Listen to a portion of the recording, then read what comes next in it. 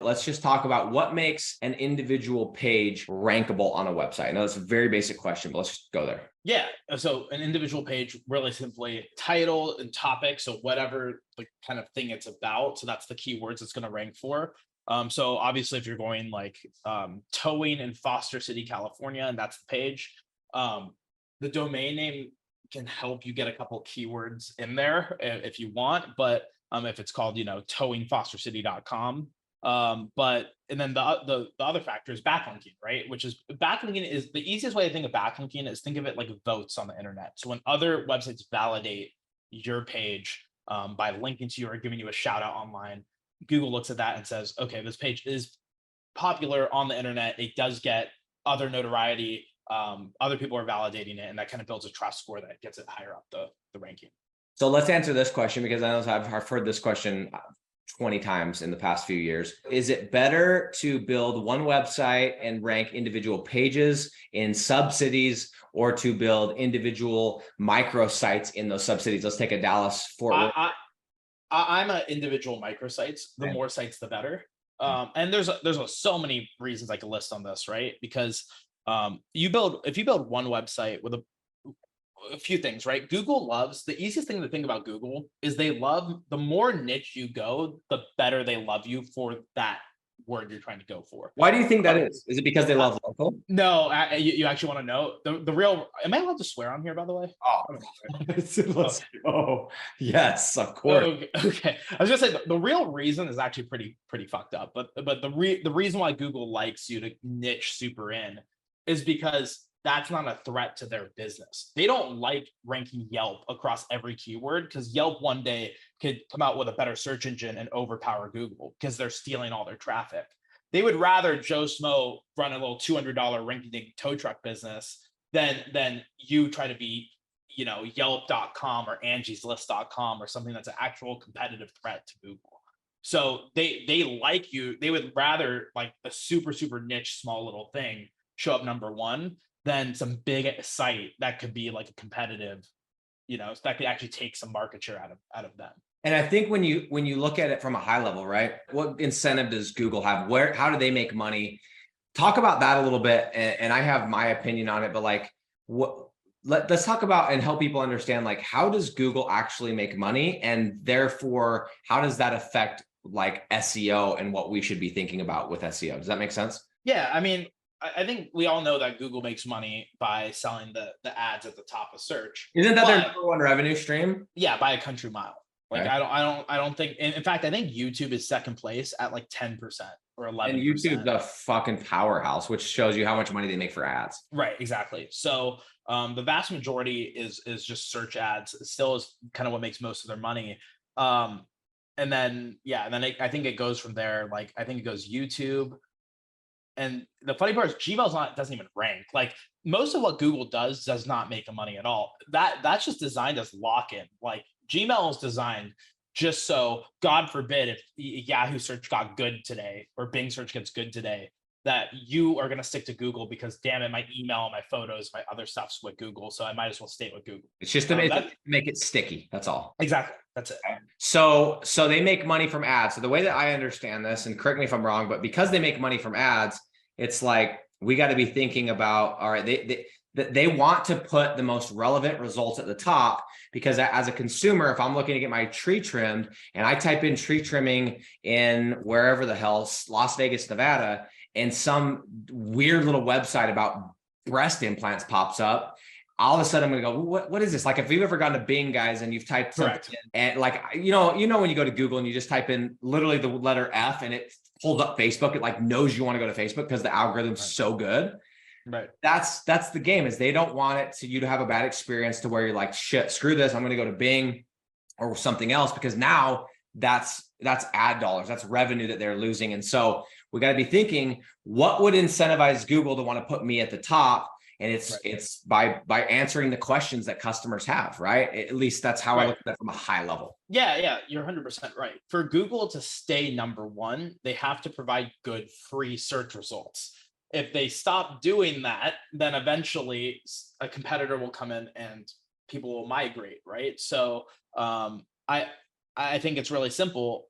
do what's the best thing for a customer, right? If someone wants a tow truck in Foster City, California, and you're going to build a site to cater to that, make sure you really think about, okay, if I'm stranded in Foster City, what are all the things I want to find? I want it to be easy to call a number. I want it to be easy to understand the information. Like, if you just think about it from a consumer level and do what's right for the people who are stranded needing a tow truck, you'll probably rank number one if you think from that perspective, instead of thinking from the perspective of how most SEO people think about it, which is like, what keywords can I stuff in to like get ranked? If you think about it more like, okay, if I'm stranded and I need a tow truck, what am I clicking on?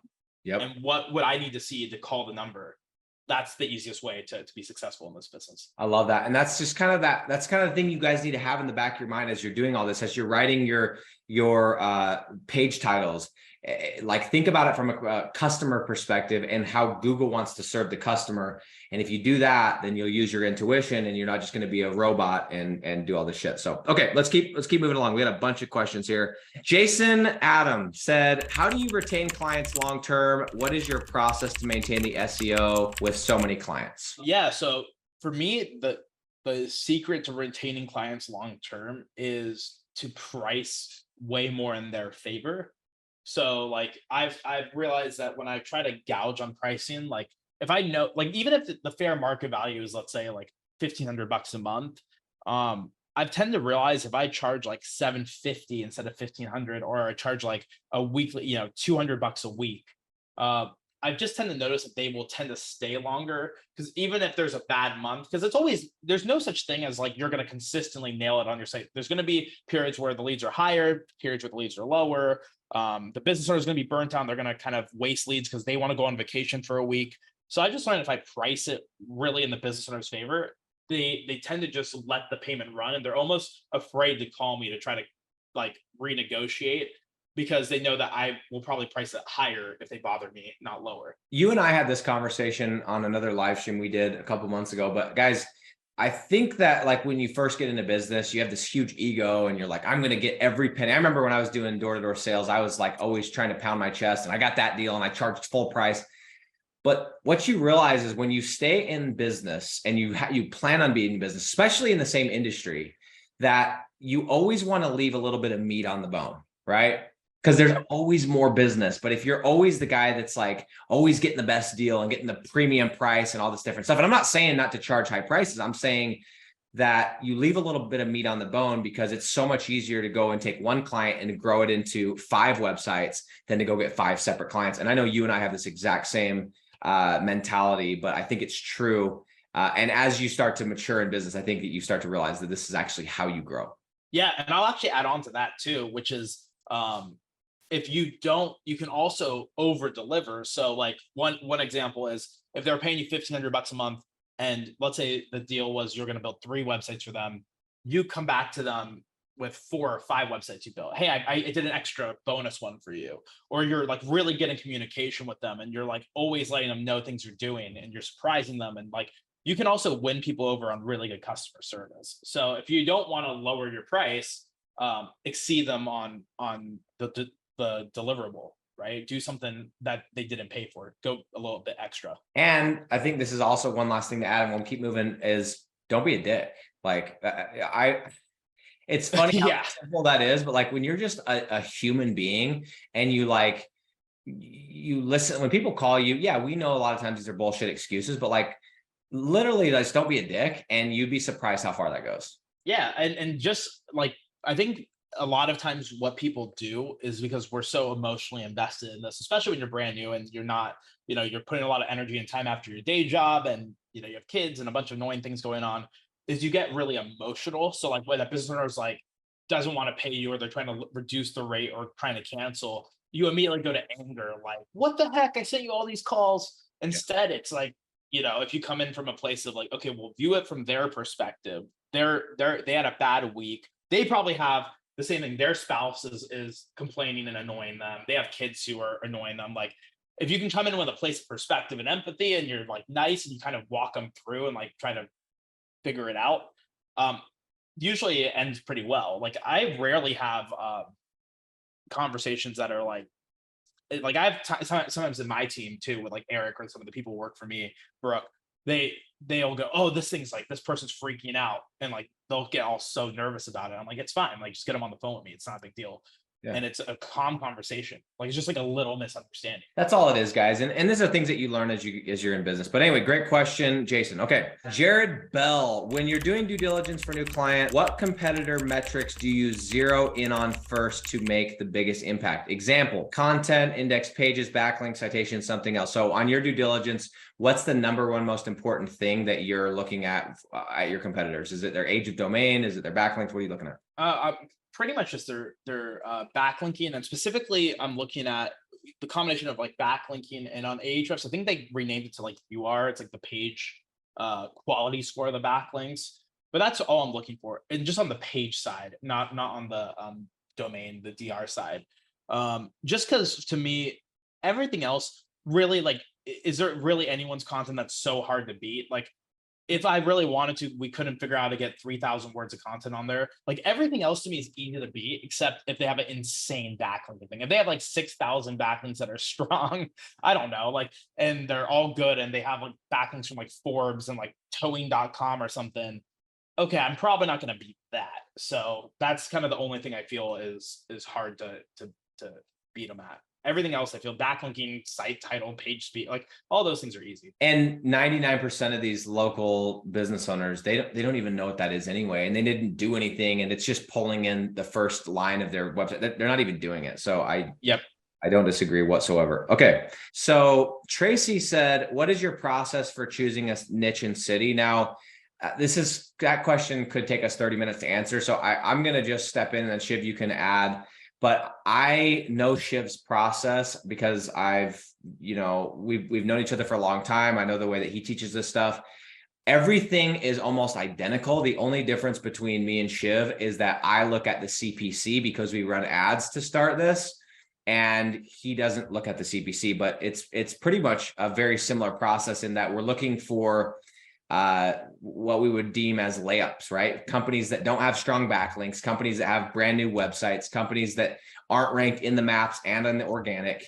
And that's basically it, guys. I like to look at the CPC, obviously, because we're going to be running ads, and that's an important factor. And it's usually an indication of the competitiveness. But I've been through Shiv's due diligence process. We've spent enough time together that I can say that it is almost identical to ours. By the way, it's kind of cool. A lot of these people, I'm sure, recognize you from just other corners of the internet. So it's fun. And I think a lot of people are like, thought you were dead because you've got a bit off the radar, bro. We used to see you and they're like, did this guy just die? I thought you did for a while, and then we connected. Okay. Marie says, what's a better strategy for ranking and staying ranked? Blogging or adding/updating content periodically, or something else? Well, I don't really do shit to stay ranked. Right. Correct. I was going to say, I feel like that's a question that you should only be asking if you have a site that's losing ranking, right? It's all based, to me, it's like if I see call volume drop or I see rankings drop, okay, then you can go add some backlinks, refresh the content. You can add a page or two. Like you can do things to your site, but I think you're kind of like looking for a problem that you don't have. Yeah, I agree. And I've got sites, I know you do too. We've talked about this. If it's ranking and it's producing phone calls and it looks like ass, and I know I did the page title wrong, but it's stuck there, I don't touch it. I'm just, don't touch it, man. I feel like people who mess with sites that are working, it's like, okay, would you complain if the winning lottery ticket looked ugly, but it had $1 million cash out? Like, who cares? Like, I'm just here to make, like, if it generates calls, great. I don't want to touch it. Yep. Don't screw up something that's working.